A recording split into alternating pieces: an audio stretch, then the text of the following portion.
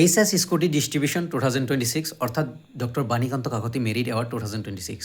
Hello' everyone, এই ভিডিঅ'টোত সকলোকে স্বাগতম জনাইছোঁ। যিবোৰ ভাইটি ভণ্টিয়ে 2026 বৰ্ষত এইচএছ কমপ্লিট কৰিছা আৰু তোমালোকে মামাৰ স্কুটি পাম বুলি আশাবাদী, সেইবোৰ ষ্টুডেণ্টলৈ এই ভিডিঅ'টো। ইতিমধ্যে মই নটিফিকেশ্যনটো ফুল এক্সপ্লেইন কৰি মই পাব্লিছ কৰিছোঁ, তোমালোকে চাব পাৰা, নাইবা এই ভিডিঅ'টোৰ জৰিয়তেও কেইটামান কোনে পাব কোনে নাপায় এভৰিথিং ডিছকাছ কৰিবলৈ লৈছোঁ। চ' যদি নতুন খাইছা চেনেলটো ছাবস্ক্ৰাইব কৰিবা, ভিডিঅ'টো ভাল লাগিলে লাইক কমেণ্ট শ্বেয়াৰ কৰিবা। ফাৰ্ষ্ট অফ অল কথা এটা কমেণ্ট কৰিবা, কাৰ 80% এণ্ড এভভ আছে। কাৰণ ডাইৰেক্টৰ অফ হায়াৰ এডুকেশ্যন নটিফিকেশ্যনত আমি সকলোৱে জানো, ডাইৰেক্টৰ অফ হায়াৰ এডুকেশ্যনে অলৰেডি নটিফিকেশ্যন দিছে আৰু পাৰ্চেণ্টেজ 80 এণ্ড এভভ। যিবোৰ ষ্টুডেণ্টৰ যিবোৰ boys and girls both boys and girls HS complete কৰিছা, ফাইনেল এক্সাম 2026ত দিছা, যদি তোমাৰ 80 এণ্ড এভভ পাৰ্চেণ্টেজ আছে, দেন তুমি স্কুটিৰ কাৰণে এলিজিবল, দেন তুমি স্কুটি পাবা। তোমাৰ 80 বা তাতকৈ অধিক পাৰ্চেণ্টেজ যদি আছে, দেন তুমি 100% স্কুটি পাবা। তাৰে বাবে আৰু কেইটামান ক্ৰাইটেৰিয়া আছে, এলিজিবিলিটি ক্ৰাইটেৰিয়া, সেইখিনি আনো। চ' বথ বয়জ এণ্ড গাৰ্লছৰ পাৰ্চেণ্টেজ 80 হ'ব লাগিব। তাৰপিছত তুমি অসমৰ বাসিন্দা হ'ব লাগিব, তুমি অসমৰ ৰেচিডেণ্ট হ'ব লাগিব, অসমৰ বাসিন্দা, অ'কে, অসমৰ ৰেচিডেণ্ট।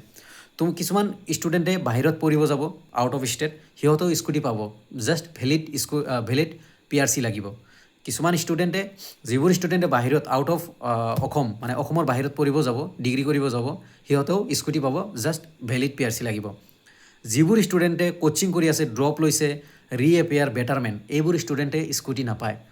কোচিং কৰা, ড্ৰপ লোৱা আৰু ৰিএপিয়াৰ আৰু বেটাৰমেণ্ট, এইবোৰ ষ্টুডেণ্টে স্কুটি নাপায়। এইখিনি ডাইৰেক্টলি মেনশ্যন কৰা আছে। আৰু এইখিনি কথা আছে যে এই স্কিমটো দিয়াৰ মেইন উদ্দেশ্যটো হ'ল যাতে ষ্টুডেণ্টে যাতে হায়াৰ এডুকেশ্যন কণ্টিনিউ কৰে, সিহঁতৰ ষ্টুডেণ্টে যাতে হায়াৰ এডুকেশ্যনলৈ আগবাঢ়ি যায়। অ'কে, চ' ড্ৰপ লোৱা ষ্টুডেণ্টবোৰক আগতে দিছিলে, এতিয়া নিদিয়ে, বা ঘৰত এডমিশ্যন লোৱা নাই সেইবোৰক এতিয়া নিদিয়ে, আগতে দিয়া আছিলে বাট এতিয়া নিদিয়ে। এতিয়া যদি তুমি কলেজত এডমিশ্যন লৈছা, তুমি তোমাৰ ষ্টাডি কণ্টিনিউ কৰি আছা, দেন তুমি স্কুটি পাবা, আদাৰৱাইজ তুমি নোপোৱা। অ'কে, চ' তুমি অসমৰ ৰেচিডেণ্ট হ'ব লাগিব, তুমি তোমাৰ ষ্টাডি কণ্টিনিউ হ'ব লাগিব, কোনোবা এখন কলেজৰ আণ্ডাৰত হ'ব লাগিব তুমি। তাৰে পিছত তুমি অসমৰ বাহিৰত যদি পঢ়া, দেন তোমাৰ ভেলিড PRC হ'লে তুমি স্কুটি পাবা, ন' প্ৰব্লেম।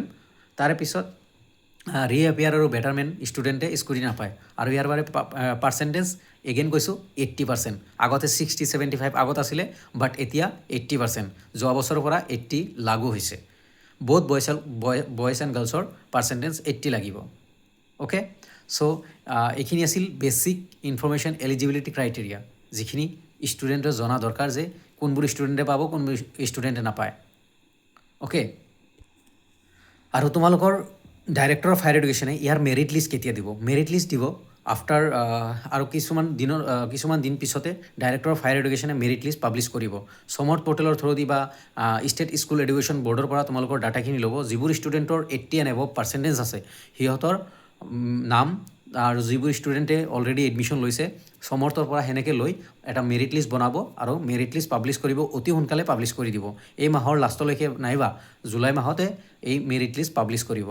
আৰু ইয়াৰ বাবে কোনো পইচা দিব নালাগে, এই স্কুটিৰ বাবে কোনো পইচা দিব নালাগে, ইঞ্চুৰেঞ্চৰ কাৰণে কোনো পইচা দিব নালাগে, হেলমেটৰ কাৰণে কোনো পইচা দিব নালাগে, ডাইৰেক্ট চব এভৰিথিং ফ্ৰী। চ' এভৰিথিং ফ্ৰী। আৰু ইয়াৰ বাবে প্ৰচেছটো কেনেকুৱা, তোমালোকৰ first time may be online হ'ব পাৰে। আগতে যিমান বছৰ হৈছে চব অফলাইন হৈছে, মেৰিট লিষ্ট দিছে, তাৰপিছত ভেৰিফিকেশ্যন হৈছে, কলেজ ৱাইজ ভেৰিফিকেশ্যন হৈছে, তাৰপিছত ষ্টুডেণ্ট স্কুটি পাইছে। আৰু তোমাক স্কুটি প্ৰদান কৰিব ডিলাৰে, নট নোডেল প্ৰিন্সিপাল। ডিলাৰে তোমাক স্কুটি প্ৰদান কৰিব, তোমালোকৰ ডিষ্ট্ৰিক্টৰ ডিলাৰ পাই যাবা। হিৰ' মটৰ্ছৰ, বৰ্তমান হিৰ' মটৰ্ছৰ দি আছে, চ' নেক্সট ইয়াৰো হিৰ' মটৰ্ছে দিব, বা মানে এই বছৰৰ হিৰ' মটৰ্ছে দিব। চ' তোমালোকৰ ডিলাৰে স্কুটি দিব, বাট তোমালোকে এখন চাৰ্টিফিকেট কালেক্ট কৰিব লাগিব। ক'ৰ পৰা তোমালোকে চাৰ্টিফিকেট কালেক্ট কৰিব লাগিব? এখন তোমালোকৰ কলেজৰ, তোমালোকে য'ৰ পৰা এইচএছ কৰিছা, যোনখন ডিষ্ট্ৰিক্টৰ পৰা, তাৰে সেইখন ডিষ্ট্ৰিক্টৰ, যেনে মই বৰপেটাত এইচএছ কৰিছোঁ, দেন মই বৰপেটাৰ কোনোবা এখন কলেজ, দুজন নোডেল প্ৰিন্সিপাল থাকে, এটা হ'ল MC কলেজৰ আৰু এটা হ'ল BS কলেজৰ।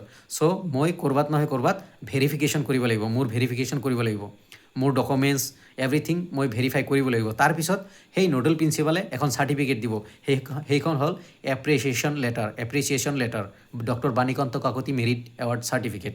আৰু সেই চাৰ্টিফিকেট অনুযায়ী চাৰ্টিফিকেট দিয়াৰ পিছত, সেই চাৰ্টিফিকেট যেতিয়া তুমি ডিলাৰত দেখাবা, তুমি স্কুটি পাবা।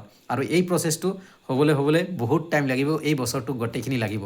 যিবোৰ ষ্টুডেণ্টে 2026 বৰ্ষত এইচএছ কমপ্লিট কৰিছা, প্লিজ নিজৰ পাৰ্চেণ্টেজ কমেণ্ট কৰিবা, আৰু 80% এণ্ড এভভ সেইবোৰ ষ্টুডেণ্টে স্কুটি পাব আৰু ভিডিঅ'ৰ এটা বিনম্ৰ অনুৰোধ তোমালোকে চেনেলটোত থাকিবা কিয়নো আগন্তুক দিনত বহুত কিবা কিবি এই স্কুটি ৰিগাৰ্ডিং বহুত কিবা কিবি হ'ব প্ৰচেছ তাৰপিছত ডকুমেণ্টছ ভেৰিফিকেশ্যন তাৰপিছত বহুত কিবা কিবি appreciation letters distribution inauguration program everything